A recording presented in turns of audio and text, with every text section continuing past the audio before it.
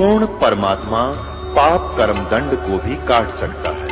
अभी तक जिस भी संत व महापुरुष से मिले उन्होंने यही बताया कि पाप कर्म फल भोगने से ही समाप्त होगा।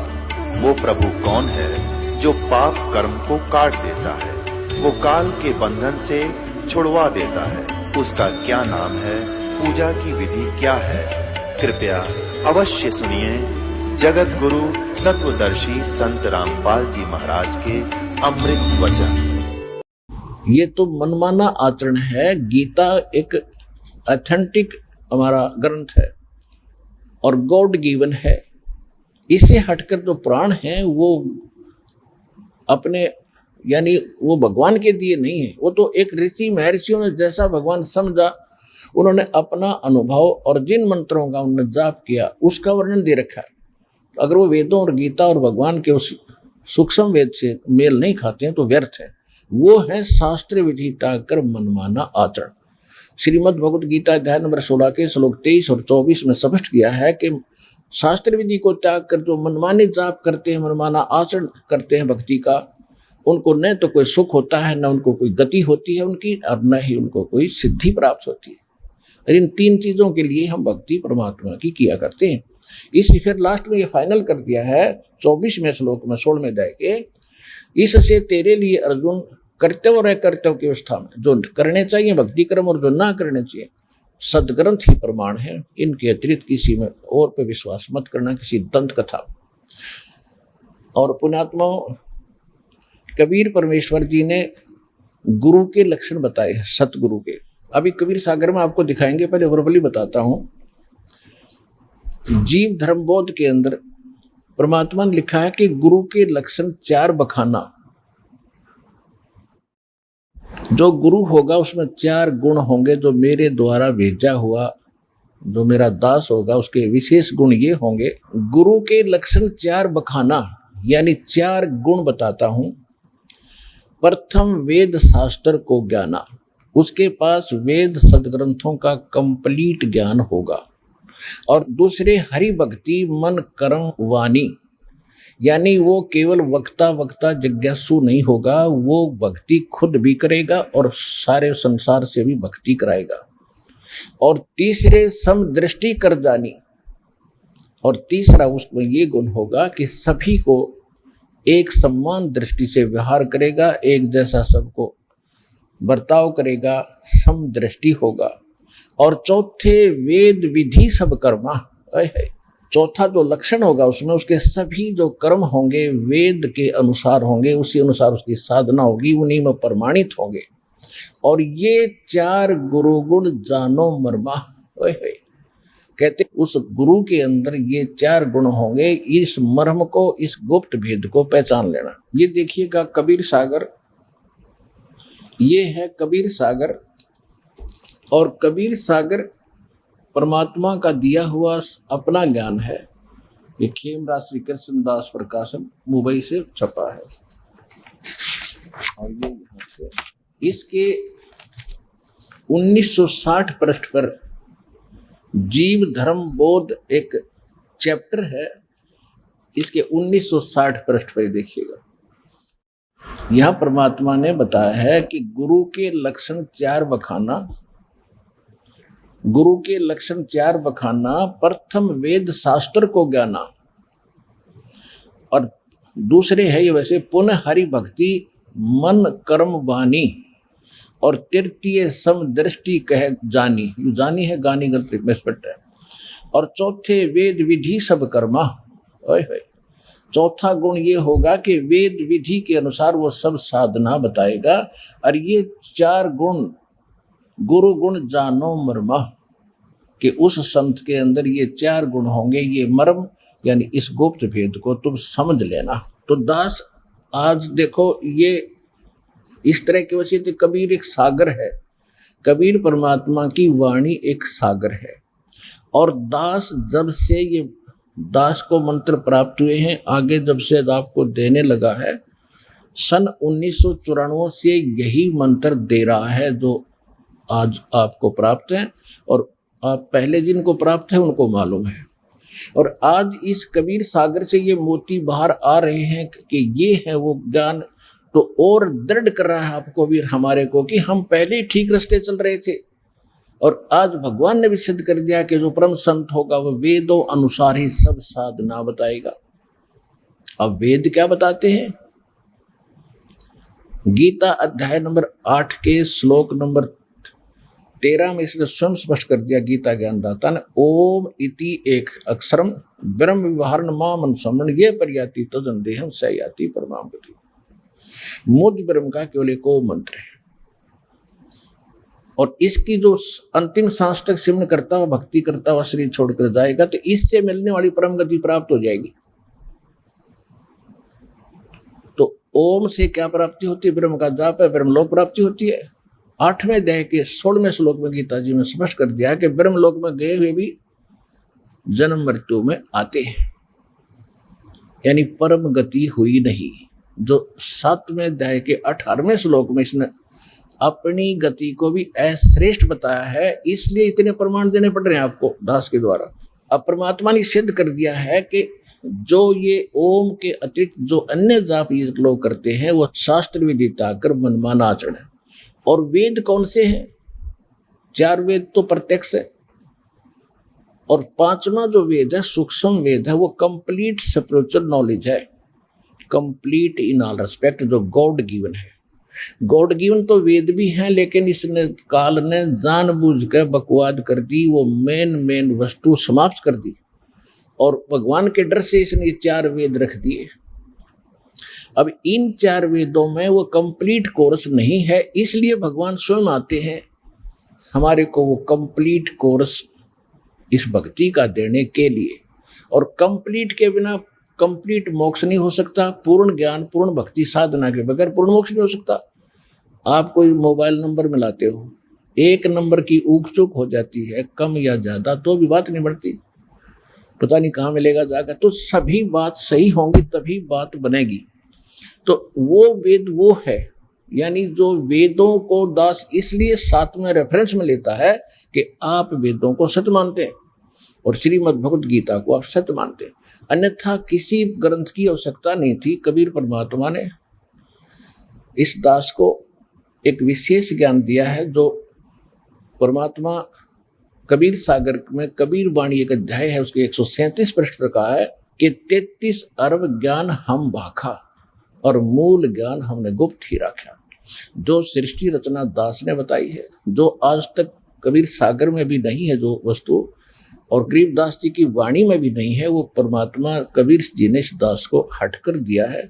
वो कहते हैं वो गुप्त हमने अब भी रखा हुआ था, वो ज्ञान भी इस दास को प्राप्त है जो परमात्मा ने 33 अरब वाणी बोलकर भी गुप्त रखा हुआ था।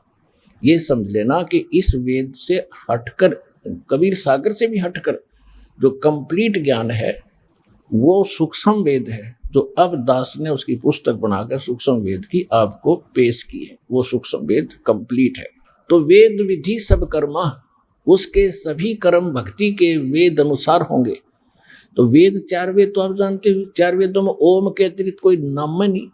अंडरस्टूड हो गया कि हम ओम नाम भी देते हैं आपको सतनाम में, और उससे हटकर फिर हमारे कमलों के जो मंत्र हैं ये वेदों में हैं, लेकिन वेदों में इन कमलों को खोलने के मंत्र नहीं है। अब ज्ञान हर चाबी नहीं कि हमारे इस कमरे में 20 लाख रुपए रखे और चाबी है नहीं, जिसके पास चाबी है वो ला कर देगा, खोल दे, ले भाई निकाल लो अपने बरतो, 4 पैसे आपके। तो ये चाबी परमात्मा ने आकर दी है इस दास को, मिली सार शब्द की ताली। बाकी सब महापुरुषों को पता था, ज्ञान था, लेकिन उनको आदेश नहीं था, उनके पास चाबी नहीं दी दाता ने, और गुप्त रखा कि अभी छेड़ना नहीं, फिर खोलेंगे इसको। तो अब ये कंप्लीट जो ज्ञान है, परमात्मा कहते हैं वेद मेरा भेद है और मैं ना वेदन के माही, और जौन वेद से मैं मिलूं ये वेद जानते नहीं। वेद जो हैं वेद ये मेरी महिमा ही गाते हैं, मेरे विषय की जानकारी ही रखते हैं कि कबीर इज गॉड, वह सर्वशक्तिमान है, ऊपर रहता है, मनुष्य दृश्य है, वहां से चलकर आता है, इस 3 प्रकार की लीला करता है। प्रत्येक युग में शिशु रूप धारण करता है, उस समय कुंवारी गायों के दूध से उसकी परवरिश की लीला होती है। तीसरी प्रकार का जो लीला करता है, कभी भी कहीं भी आकर के किसी महापुरुष को साधु संत रूप में मिलता है, अच्छी आत्माओं को, उनको ज्ञान देता है और उनको अपने से परिचित करा के फिर छोड़ देता है। और एक रूप में परमात्मा ऊपर रहते, सिंहासन के ऊपर विराजमान है, अनंत कोट ब्रह्मांड के संचालक के रूप में। वहां उनके शरीर का तेज इतना जैसे एक रोम यानी बाल में करोड़ सूर्य मिला दे, करोड़ चंद्रमा, तो भी फीके पड़े। सिर पे मुकुट है दाता का, ऊपर सफेद छत्र है, जैसे राजा लोग बैठा करते, राजाओं ने वहीं से नकल की है। ऋषि ऋषि जो वहां कुछ थोड़ा बहुत ज्ञान था उसी आधार से इन्होंने यहाँ नकल की है, बाकी वास्तविक वो कंप्लीट सबका मालिक वो है। तो ऐसे तीन स्थिति से हम सबका वो केयर टेक करता है। एक रूप में ऊपर रहते हैं, दूसरे रूप में प्रत्येक युग में एक शिशु रूप धारण करके आते हैं, कमल के फूल पर विराजमान होते हैं, वहां से निसंतान दंपत्ति उनको उठा ले जाते हैं, फिर धीरे धीरे बड़े होकर के एक अच्छे नागरिक की भूमिका करते हैं। और हमें ये भी याद दिलाते हैं कि अपना काम भी करो, परमात्मा का नाम भी जपो।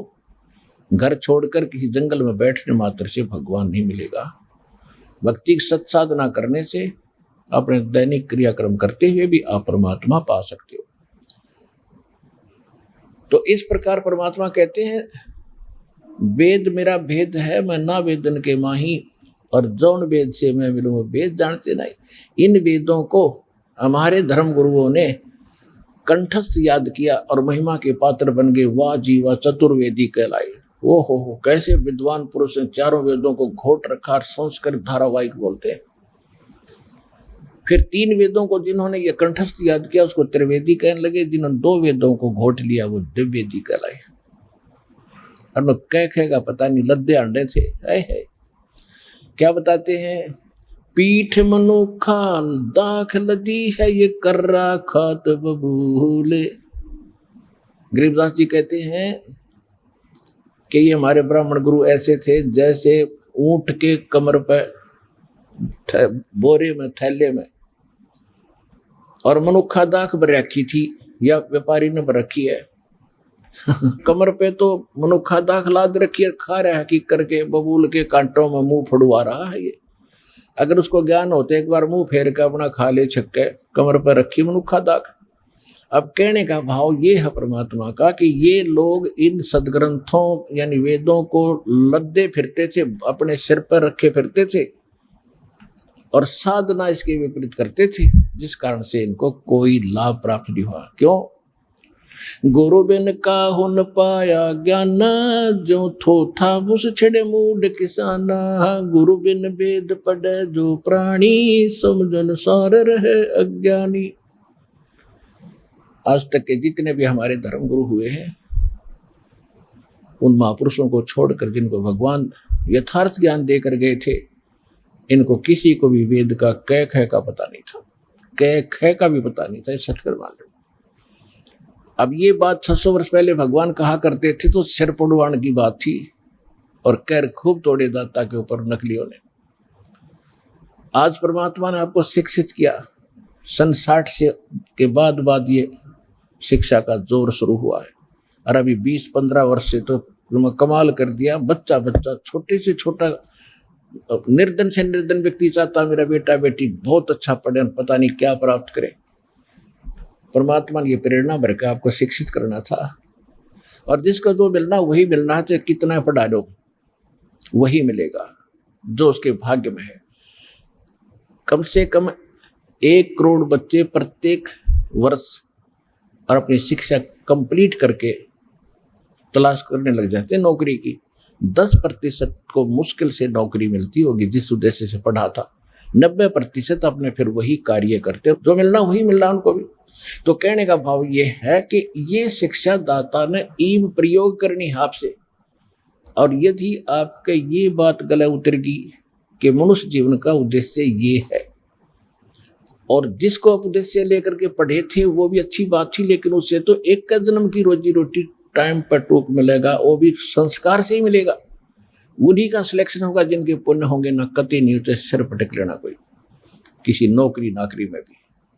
अब परमात्मा की शरण में आएंगे हम, ये भक्ति भी करेंगे तो हमारे भाग्य में ना होगा तो भी आपको सुख देगा। जरूरी नहीं है कि नौकरी ये दे, 2 रोटी सुथरी मिले, घर में शरीर स्वस्थ रहे और मानसिक शांति बनी रहे, भक्ति बनी रहे जीव की। फिर इस ज्ञान से आपको पता भी चल जाएगा कि हमें इतना ही पर्याप्त है, क्योंकि संतोष इस मन को माया से नहीं हो सकता। इसके लिए परमात्मा ने बताया है कि सतगुरु मिले तो इच्छा मेटे, पद मिल पदे समाना। कहते हैं दोजक भीष्ट सभी ते देखे, राजपाट के रसिया, और 3 लोग से तरपत नाही, ये मन भोगी खसिया। इस मन को कितनी उच्च पोस्ट मिल जाए और कितना धन मिल जाए, इसकी कति संतुष्टि नहीं है। ये इतना नकम्मा और नीच है।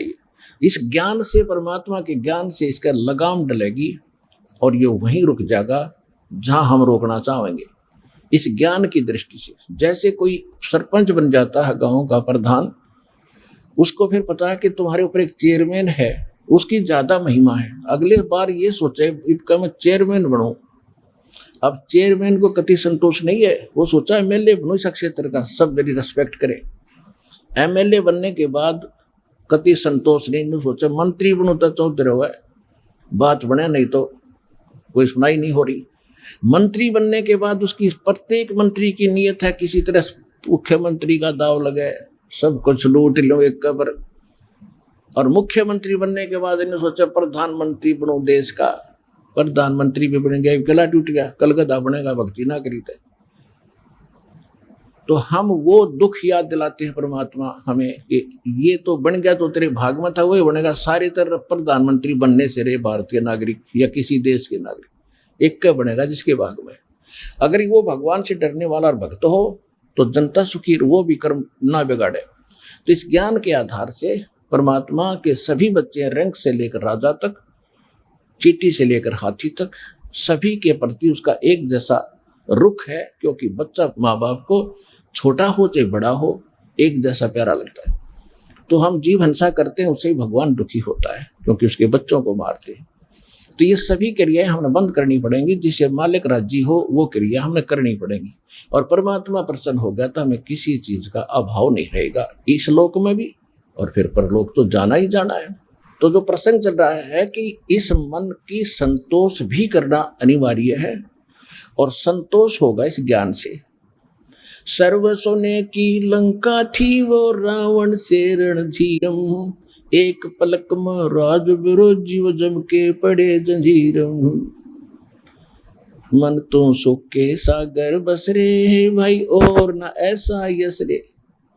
यदि आप यहाँ कोठी बंगले बना कर या किसी देश के राजा बनकर इसको यश मानते हो, महिमा मानते हो, ये कोई यश नहीं है। मान लीजिए कोई पहले अच्छा नेता हुआ है, राजनेता हो गया, वो मृत्यु को प्राप्त हो गया, उसकी यादगार बना दी, उसका स्टैच्यू लगा दिया। 1 वर्ष में उसके जन्मदिन पर जाकर उसको झाड़ फूंच कर आरती उरती करके आगे, फिर सारा दिन उसके ऊपर कौवे बीट करते। और मन मानो वो स्वयं कौवा बनकर अपनी स्टैच्यू में बैठा उसी को पेशाब कर रहा होगा, तो वो क्या महिमा हुई।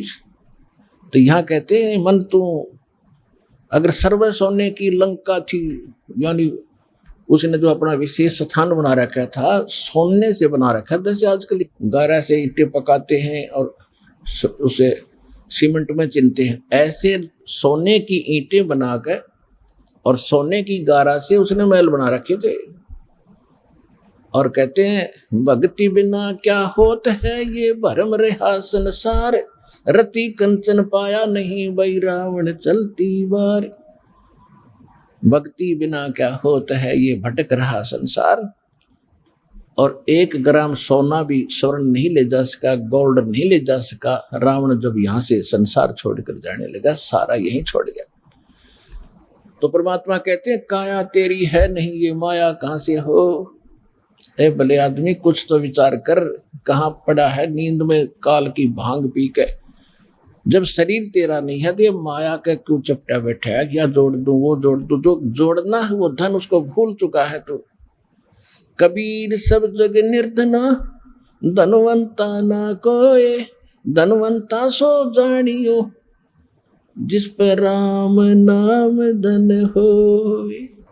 अब हम फिर उसी प्रसंग पर आते हैं कि गीता ज्ञान दाता ने कहा है कि मेरी जो भक्ति है ये भी अनुत्तम है, घटिया है।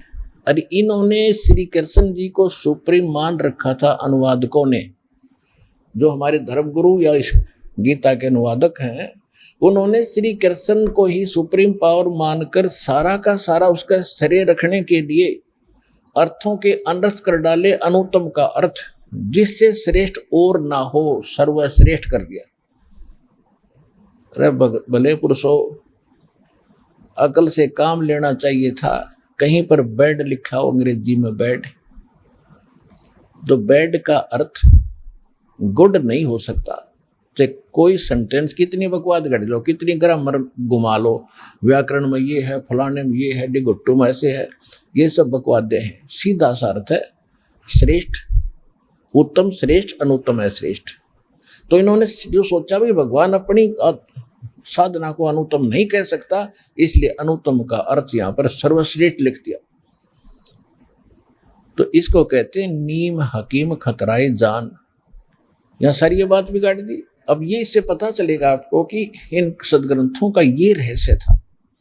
और ये खुद कहता है कि 18वें अध्याय के 62वें श्लोक में कि अर्जुन तू सर्वभाव से उस परमेश्वर की शरण में जा, उसकी कृपा से तू परम शांति को और सनातन परम धाम को प्राप्त होगा।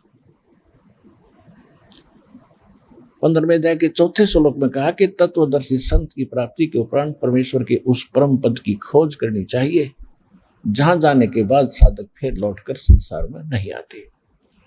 अब यहां पर आज जो कंसेप्ट क्लियर करना दास चाहता है कि गुरु वही होगा, परमात्मा का भेजा हुआ बच्चा, जिसके सभी भक्ति कर्म वेद अनुसार हो, लोक वेद पर कोई आधारित ना हो। श्रीमद् भगवत गीता अध्याय नंबर 17 के श्लोक 23 में स्पष्ट कर दिया है कि ओम तत् सत इति निर्देश है ब्रह्मण त्रिविध समर्थ है। उस सच्चिदानंद घन ब्रह्म के पाने का केवल 3 मंत्र का जाप है, उसकी 3 ही विधि से सेवन है। त्रिविध है, 3 प्रकार से सिमरण है तीन विधि का। जैसे ये दास आपको देता है ओम, तो ये ब्रह्म का वेदों में भी प्रमाण है, गीता में प्रमाण है कि ओम, नथिंग एल्स, और कोई मंत्र नहीं वेद और गीता में। इसे हटकर जिन्होंने लोक वेद बना रखे हैं, ओम नमः शिवाय, ओम भगवते वासुदेव, ओम नमः भगवते वासुदेव आदि आदि जो भी सहस्रनामा श्री कृष्ण जी का, विष्णु जी का बना रखा है, ये कोई बकवाद है, ये मनमाना आचरण है, ये व्यर्थ है। गीता जी में स्पष्ट है। आपको बता दिया परमात्मा कहते सो हम शब्द हम जग में लाए, सार शब्द हम न गुप्त छुपाए। और सार शब्द इस दास को दिया परमात्मा।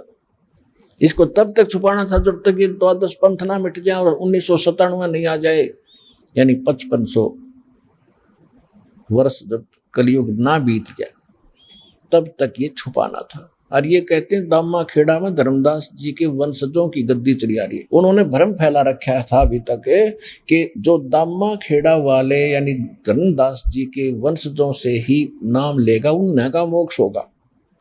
और कबीर सागर में दास ने आपको बहुत बार दिखाया है, अनुराग सागर में 141 पृष्ठ पे स्पष्ट कर दिया है, धर्मदास मैं तेरे पुत्र को चूड़ामणि जो अच्छी आत्मा का है, इसको मैं दूंगा मंत्र और केवल 5 नाम दूंगा पहले वाले।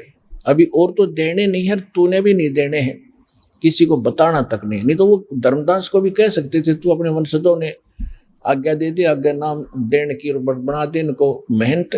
परमात्मा ने यह भी गलती, इतना भी लूज नहीं छोड़ा धर्मदास जी को कि कहीं ये पुत्र मोह में आकर और बात ना बिगाड़ जाए, इनको सार्वजनिक ना कर दे।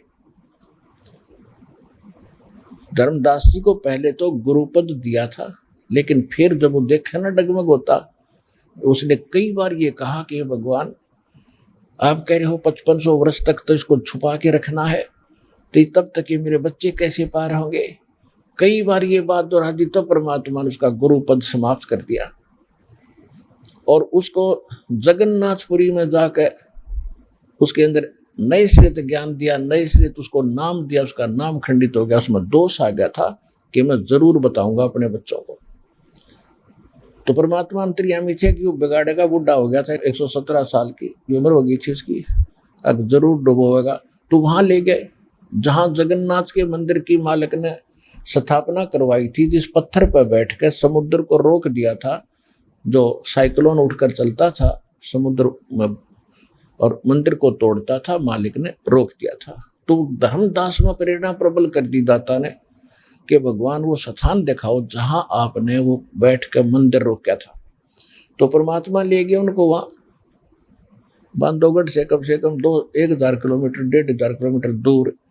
वहां जाकर नए सिरे से ज्ञान समझाया उसको और नए सिरे से उसको दीक्षा दी। फिर धर्मदास ने स्वयं कहा कि भगवान मैं हो लिया बुढ़ा और मेरे बस की बात नहीं रही, मैं काम जरूर बिगाड़ दूंगा, यो नाम मेरे से मुख से निकल सकता है जो आपने घना गुप्त दे रखा है। धर्मदास जी को नाम दिया ना, जब ये लीला थी दाता ना आज हमारे लिए बनाई, तो कहते बांधवगढ़ में एक कम से कम 20 फुट गहरा गड्ढा खोदा था और उसमें ऐसे पैड़ी सी बनाकर नीचे उतरे थे दोनों और आसपास कोई नहीं रखा था। वहां मालिक ने उसको सार नाम दिया था, उसको ये बताने के लिए कि ये कितना महत्वपूर्ण है। मतलब आज हमें प्रमाणित करने वैसे इसकी जरूरत नहीं ऐसे देने की, वो तो मालिक ने लीला की थी उसके हृदय में ये बचाने के लिए। देख भाई इतना गुप्त है और जिक्र मत कर दिए किसी के सामने। तो तब धर्मदास ने कहा था भगवान या तो मुझे सतलोक भेज दो, मेरे बस से बाहर होगी, मैं पुत्र मोह में संतान मोह में कति दुखी हो रहा, और आज आपने मुझे पुनः नाम दिया है, मेरी आत्मा फिर से सेट हुई है और कहीं फिर मैं ना फंस जाऊं, मुझे सतलोक भेज दो। नए सिरे से दीक्षा दी, सारे मंत्र दिए और कहते हैं वहीं पर ये खुद लिखा दामाखेड़ा वालों ने, उनके वंशजों ने, कि वहाँ जीवित ही समाधि दे दी, मिट्टी में दाब दिया, कदे वो नाश ना कर दे, इस बात ने खोल ना दिया। तो पुण्यात्मा ये कितना अनमोल रतन था जो आज तुमको सहज में मिल रहा है, इसको परखो।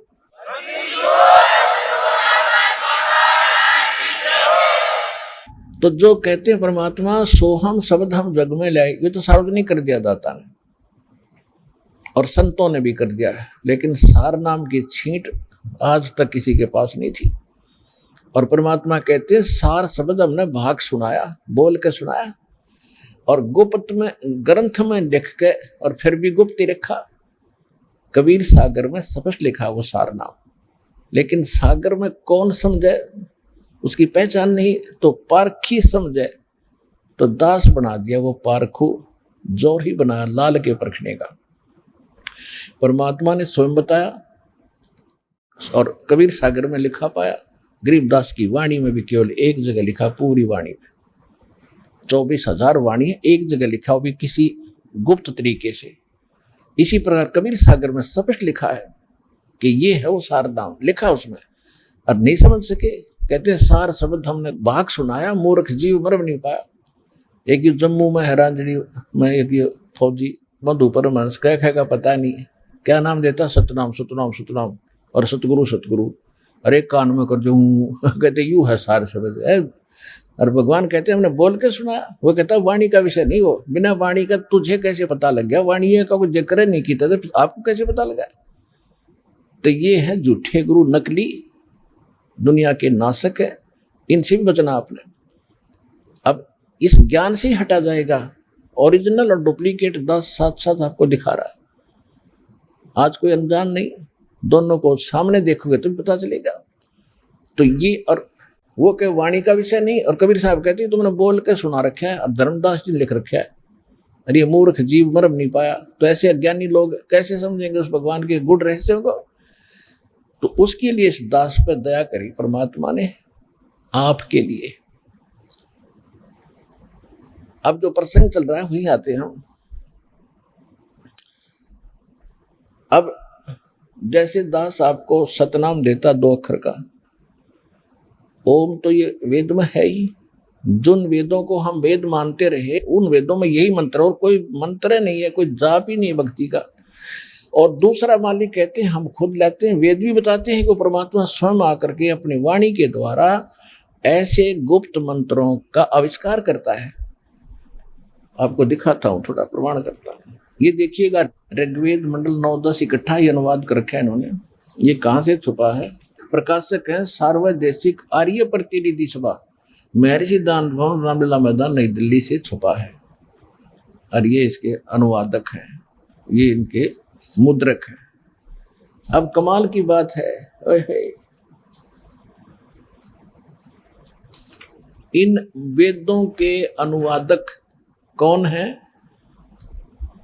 आर्य समाज के प्रवर्तक महर्षि दयानंद और उसकी मृत्यु के उपरांत उसके चेले उसी के आदेशानुसार उन्होंने अनुवाद कर रखा है। और वो स्वयं मानते हैं भगवान निराकार है, वो किसी एक स्थान पर नहीं रहता। बताओ, और वेद क्या बता रहे हैं? वेदों को कहते हैं वेद सत्य है, बाकी हम किसी वस्तु पुस्तक को नहीं मानते जो वेद में ज्ञान हो सत्य। तो वेद तो भगवान की क्या बता रहे हैं, ये आपके सामने कर दिया। इनके विषय में परमात्मा ने कहा है कि मोती मुक्ता दर्शत नाही, ये जगह सब अंदरे, दिक्कत के तन चश्मिन के फिरा मोतिया बंदरे। ये देखिएगा, ऋग्वेद मंडल नंबर 9 और सूक्त 94 का ये मंत्र एक है।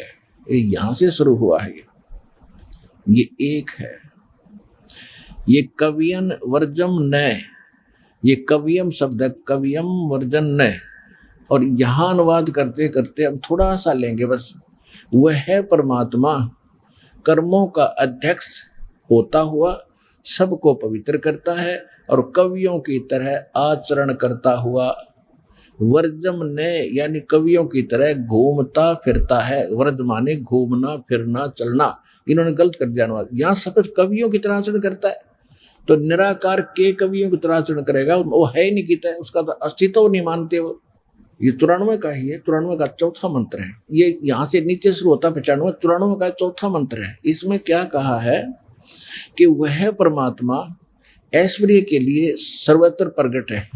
ये गलत लिखा है, सर्वत्र, ये लिखा है श्रेय जाता है, जाता माने प्रगट होकर, वो प्रगट होता है यहाँ का। और श्री के लिए सर्वत्र गतिशील है, सर्वत्र नहीं, ये चल कर आता है। और ऐश्वर्य को और आयु को उपासकों के लिए धारण करता है, आयु को उपासकों के लिए धारण करता है। कहने का भाव ये है, इसका अर्थ तो ये पड़ता है कि परमात्मा यहाँ आता है, यहाँ प्रकट होता है जिट इज, और फिर कुछ समय के लिए जीवन जी के एक आयु भी धारण करके दिखाता है और सह शरीर चला जाता है। फिर 9वें अध्याय के 95 क्या कहा मंत्र में, मंडल नंबर 9 सूक्त अब 95 का शुरू हो गया, यहाँ से 1 ये 2। इसमें क्या कहा है कि वह है पूर्वोक्त परमात्मा, जिसका 94 सूक्त में प्रकरण है। पूर्वोक्त पहले कहा हुआ जो परमात्मा है साक्षात को प्राप्त होता है, यानी यहाँ प्रकट होता आकर के, और वाक द्वारा अपनी वाणी के द्वारा ब्रह्मणे मुखे, वाक वाक माने वाणी, वाणी के द्वारा वाणी के द्वारा मुक्ति मार्ग की प्रेरणा करता है। बोल बोल कर बताता है, बजलो रे भगवान थर काम आवेगा, राम नाम रटते रहो जब तक घट में प्राण, कहते ऐसे बोल बोल कर भक्ति की प्रेरणा करता है।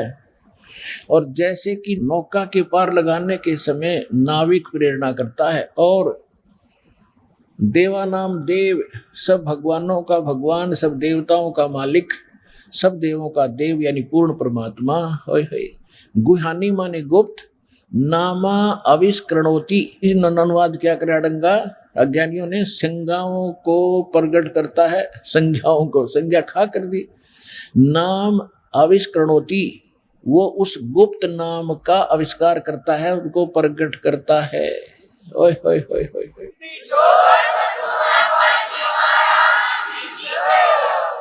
और परमात्मा क्या कहते हैं, सो हम शब्द हम जग में लाए, सार शब्द हमने गुप्त छुपाए। परमात्मा ने आके सोहम शब्द प्रकट किया, ये किसी वेद में नहीं, किसी गीता में नहीं, बाकी किसी ने अपने लिख दिया मालिक, क्योंकि तो बहुत पहले से डिक्लेयर कर रखा दाता ने, किसी ने अन्य इनसे हटकर कोई लिखा है तो लिखा रहे, वो इनकम्प्लीट है। कई संत भी देते हैं सोहम के 2 भाग करके, सो बाहर हम अंदर, यानी इसके 2 टुकड़े कर लिए। मोटरसाइकिल को बीच तक काट दिया और अगला पहिया इधर ले जाओ, पछला इधर भाग लिया, ऐसी या बढ़िया बन गई मोटरसाइकिल, भले आदमी हो उसको तोड़ और दिया। परमात्मा ने सीधा बता रखा, अगर वो होता तो 2 अक्षर लिख देते, सो ऐसे और हम ऐसे। और ये क्या कहते हैं, ओ हम सो हम जाप जपिए, योग युगतिया धोनी तपिए, राम नाम जप कर थर होई, ओम सोहम मंत्र दोई। यानी सतनाम यहां तक सीमित है। नामा छिपा ओम तारी, पीछे सोहम भेद विचारी, सार शब्द पाया जद लोई, आवागमन बहोर ना होई। कि नामदेव जी पहले ओम नाम पर आश्रित थे, परमात्मा मिले जाकर अपने स्वभाव अनुसार किसी से ऋषि रूप में, संत रूप में, उनसे फिर आगे ज्ञान बताया। फिर सोहम की रुचि हुई नामदेव जी की, और ओम नाम से सिद्धियां प्राप्त करके उसने बहुत बड़ी और भी बहुत चमत्कार दिखा दिए थे, लेकिन मोक्ष नहीं था। नामदेव जी को परमात्मा मिले, उनको पहले ओम नाम में लौला रहा था। नामा छिपा ओम तारी, तारी मैंने लगन से केवल ओम नाम से अलग कोई जप नहीं करे था। तब परमात्मा ने समझाया उसको, एक बैठ के गुरु बनकर कभी वैसे प्यार से, तब सोहम में रुचि हुई। और फिर बताया, बेटा इस सोहम से भी बात नहीं बनेगी, सोहम ऊपर और है सत्सुकृतिक नाम, इससे ऊपर भी एक और नाम है जो विशेष नाम है, सार नाम है। नामा छिपा ओम तारी, पीछे सोहम भेद विचारी, सार शब्द पाया जद लोई, आवागमन बहोड़ ना होई। ये है कंप्लीट कोर्स। इससे पहले हमारे कमल हैं, जो देव हैं हमारे, जो प्रधान है यहाँ के काल के, इनसे हमने नो डू सर्टिफिकेट लेना पड़ेगा। और हम इतने ऋणी हो चुके हैं, हम इनके गुलाम हो गए, निकाग हाथ जोड़ते रहते। अब परमात्मा ने हमें ऐसा बिजनेस दे दिया, ऐसा व्यवसाय बता दिया कि तुम इससे खूब धनी बन जाओगे, इनका ऋण भी तारोगे और अपना यहाँ भी जब तक रहोगे सुखी रहोगे। ये प्रथम जो मंत्र 5 हैं बीच बीच के, इनका यही उद्देश्य है। इनसे ऋण मुक्त होगे, जब चलोगे तो आपके कोई कागज में बाधा नहीं मिलेगी। और ये जो पहला और लास्ट का जो मंत्र है, ये गजब का मंत्र, ये अभी देना था, इससे पहले नहीं देते थे। पहले तो केवल 5 नाम देते थे। तो धर्मदास जी का जो प्रकरण बीच में रह गया बताता हूं। धर्मदास जी को वहां जिंदा मिट्टी में दबा दिया भगवान ने, कदे मेरे मिशन को फेल ना कर दे पुण्यात्मा, आप तक इस ज्ञान को और इस सत्य नाम को छुपा के लाने के लिए। और फिर आकर के उसके पुत्र चूड़ामणि जी को परमात्मा ने स्वयं दीक्षा दी 5 नाम की, ओनली ये 5 नाम बीच बीच के। और धर्मदास जी को कह दिया था कि यो काल के दूत बिगाड़ेंगे इस कहानी ने। 6ठी पीढ़ी का तेरा जो वंशज होगा, तेरा पोता होगा 6ठा, उसको टकसारी पंथ, जो 12 नकली पंथ बता रखे भगवान ने, 12 नकली पंथ चलेंगे। और जो टकसारी पंथ होगा उन 12 में से, वो फिर इसको भ्रमित करेगा। किसको? चूड़ामणि तेरे को दिए हुए मंत्र जो आगे चलते रहेंगे, 6ठी पीढ़ी वाले को भ्रमित करेगा। वो क्या कहेगा?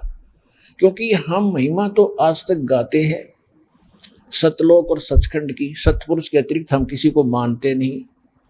और ऐसे ही ये जो राधा स्वामी वाले हैं और धन धन सतगुरु वाले हैं, ये भी यही गीत गाते हैं कि सतलोक है, सचखंड है, उसके अतिरिक्त हम किसी को मानते नहीं है। और वो क्या नाम जाप करते हैं आपको मालूम है? राधा स्वामी वाले करते हैं ओंकार रंकार ज्योति निरंजन सोहम और सतनाम। सोहम परमात्मा की वाणी से ले लिया, ओंकार रंकार ज्योति निरंजन, तीनों काल के लगातार। और ये क्या जाप करते हैं? सच्चा सौदा सिरसा वाले पहले ये 500 नाम जाप करा करते, क्योंकि व्यास में जो डेरा है व्यास का, उसमें जयमल सिंह जी महाराज हुए। जयमल सिंह जी के उत्तराधिकारी सावण सिंह जी हुए। सावण सिंह जी के शिष्य हुए हैं बलोचिस्तानी शाह मस्ताना, जो खेमामल नाम था उनका, और सिरसा उन्होंने ये स्थापना की डेरे की। फिर बाद में सतनाम सिंह ने, जो सेकंड गद्दी वाला था, उसने ये 5 नाम छोड़ दिए, 3 नाम शुरू कर दिए। वो क्यों कर दिए? इसी तरह जैसे धर्मदास जी की 6ठी पीढ़ी वाले ने गड़बड़ कर दी, टकसारी वालों ने उनको टोक दिया कि तुम बात करते हो सतलोक और सचखंड की, हम देवी देवताओं को मानते नहीं, और नाम तुम इन देवताओं के जप रहे 5 के 5। जो दास आपको देता है 5 नाम शुरू में, विष्णु लक्ष्मी जी के, गणेश जी के, शंकर और पार्वती जी के, दुर्गा जी के और ये शंकर भगवान के, ये 5 नाम ब्रह्मा और सावित्री के। तो तुम जाप ये करते हो तो वो छठी पीढ़ी वाला भ्रमित हो गया। बात तो सही है। उसने एक आरती सी बता दी कि ये जप कर देख, कबीर सागर में लिखा है, अमी नाम, हजर नाम, पाताले सप्समधु नाम, यही अनुष्का नाम, पूरी एक आरती सी। वो लग गए रटने वो छोड़ दिया। और भगवान ने पहले कहा था बिजली गिरेगी, मेरा वचन झूठा नहीं होगा भाई, सच्ची बात। तो अब दामा खेड़ा में वो आरती चल रही है। इसी प्रकार ये 5 नाम जाप करते थे सिरसा वाले, इनको किसी ने टोक दिया, तुम बात करो सतलोक की, हरोंकार निरंकार ये सारे काल के, ज्योति निरंजन काल ही है। तो इन्होंने फट पैतरा बदल दिया, सतपुरुष अकाल मूर्त सब स्वरूपी राम ये रख लिया। लेप कर लो, क्या करोगे, काटो, क्या दिक्कत निकालोगे हमारे में, हो गया। फिर बन गए तुम भगत। हमने भक्ति वो करनी पड़ेगी जो आदरणीय उन महापुरुषों ने की, जिनके ये गुणगान करते हैं। शिवदयाल जी से राधा स्वामी पंथ शुरू हुआ, उसी कुएं का पानी सच्चा सौदा सिरसा बेगू रोड सिरसा में और जगमाल वाली में, और आगे जितने ब्रांचें इन्हीं से हैं। तो वो क्या कहता है कि उसकी जीवनी में लिखा शिवदयाल जी की में कि गुरु ग्रंथ साहिब का पाठ उनके घर में होता था और उसने कबीर साहिब की वाणी का भी अध्ययन किया। तो उन्होंने कबीर साहिब की वाणी में से एक दोहा है, यानी शब्द है, करने नो दीदार महल में प्यारा, उसमें 32 कड़ी है, उसमें से यह नकली 5 नाम छांट लिए और उसमें और नाम भी है, ओरिजिनल भी जो उसके अंदर है। तो कहते हैं गुरु बिन का हो न पाया ज्ञाना, जो थोथा बुछड़े मूड के साना। तो इनको वो समझ में नहीं आई, वो नकली नाम ले लिए। तो कहने का भाव यह है कि नानक जी साहिब को ये मुक्त मानते हैं कि वो पार हो गए। और नानक देव जी किससे पार हुए? आपके रूबरू कर रखा है, उन्होंने प्रमाण दे रखा है। जन्म साखी भाई भाले वाली, जब समुद्र के अंदर चलने लगे मर्दाना और बालाजी और साथ में नानक जी, उन बच्चों को तो नानक साहब ने कह दिया कि तुम वाहेगुरु जपो, बस। क्यों? उन्होंने बताना नहीं था उसको किसी को, ये भगत भगवान का सख्त आदेश था। और स्वयं उच्चारण करके ये 2 मंत्र का जाप करने लगे।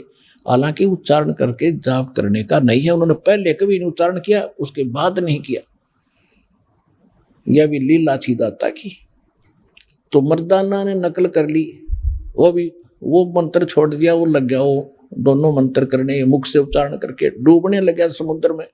तब नानक जी ने उसको धमकाया कि खबरदार ये जाप किया है तो वही कर जो मैं कह रहा हूँ, तेरा इसी में कल्याण है। तो जान के छुपाया था इन्होंने, क्योंकि धर्मदास मेरी लाख दुहाई, ये सार शब्द की तबार न जाई, सार शब्द बाहर जो पढ़ी, ये बिचली पीढ़ी हंसनी तरही। तो उन्होंने सतनाम भी बंद करा दिया था। सारनाम तो बहुत बड़ी बात होगी, सतनाम को मना कर दिया था, सतनाम भी नहीं देना किसी। तो पूरा जो है सिख धर्म सतनाम से वाकिफ नहीं है। ये 2 अक्षर का गुरु ग्रंथ साहिब में लिखा है कि जे तू पढ़ा पंडित बिन 2 अक्षर बिन 2 नावा, और परमत नानक एक लंघाए जे कर सच समावा। जो 2 अक्षर का भेद बतावे सोए गुरु पूरा कहावे। तो कहने का भाव यह कि तो वो 2 अक्षर कौन है, वो कौन पूरा गुरु है? और पूरे गुरु के लक्षण परमात्मा ने आपके सामने कबीर सागर से दास ने दिखा दिए कि गुरु के लक्षण 4 बखाना। प्रथम वेद शास्त्र का ज्ञान, उसके पास कंप्लीट ज्ञान होगा सब सदग्रंथों का।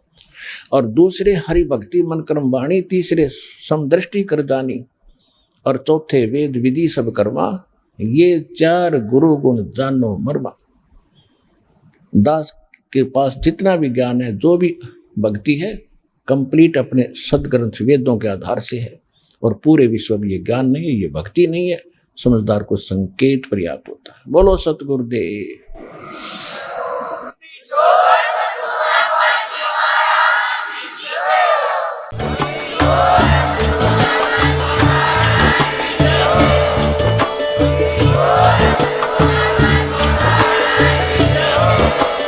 आप सुन रहे थे जगत गुरु तत्वदर्शी संत रामपाल जी महाराज जी के मंगल प्रवचन। अधिक जानकारी के लिए विजिट कीजिए हमारी वेबसाइट www.jagatgururampalji.org। संत रामपाल जी महाराज जी के शुभ आशीर्वाद से पूरे विश्व भर में 500 से भी ज्यादा नाम दीक्षा केंद्र हैं, जिन पर संत रामपाल जी महाराज जी द्वारा ऑनलाइन निशुल्क नाम दीक्षा दी जा रही है। अपने नजदीकी नाम दीक्षा केंद्र का पता करने के लिए संपर्क करें 8222880541।